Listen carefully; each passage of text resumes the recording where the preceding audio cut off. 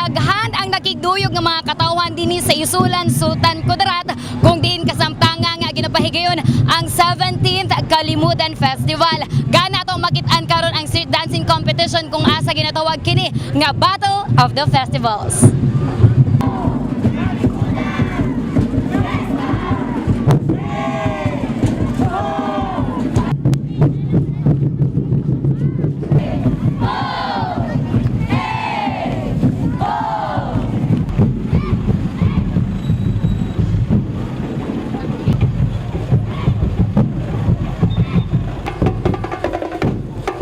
Gilangkuban sa 12 ka mga partisipante ang nahitabong Battle of Festivals kung street dancing competition atol sa 17th Kalimutan Festival o 42nd Foundation Anniversary sa probinsya sa Sultan Kudarat. Nahitabo kini kagahapon Domingo kung diin uwahing adlaw na kini sa ilahang kapiyastahan. Matod ni Catherine Trinidad, ang Provincial Tourism Officer sa Sultan Kudarat, nga nagsugod sila na atong Nobyembre 16. 3 months ho kaming nag-prepare at ang aming mga programa ay nagsimula noong October 15, our carnival, opening po ng aming carnival, hanggang November po. It's actually hanggang January po ang celebration namin. Kasali na po dito yung Christmas flea market namin. Daghan kuno ang miadto sa maong kasaulugan kung diin nakadayog usab ini ang mga bisita.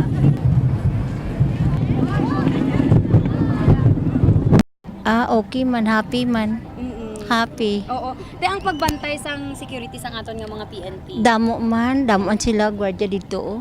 So wala mang problema, kaya okay man tayo talaga. Tapos yung mga baby namon, kinanglan alalayan mo lang ikaw nga mga magulang. Sama sa gilauman, libuan ka mga katawhan gikan sa probinsya sa Sultan Kudarat ug kasikbit nga mga lugar ang mitan-aw sa Battle of Festivals.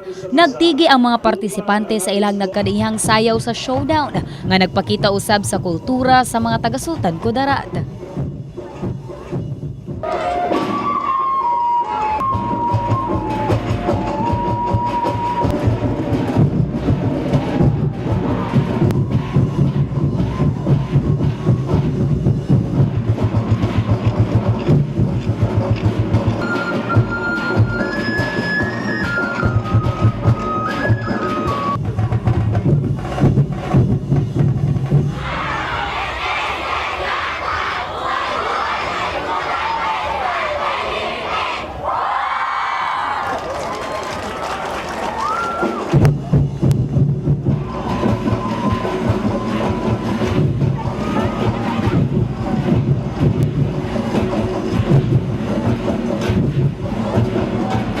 Sa kaulahian, ang nahimong grand winner nga midawat og 200,000 mao ang gikan sa Bagong Bayan, Sultan Kudarat, ang tribo Nataragsit Kabayan National High School.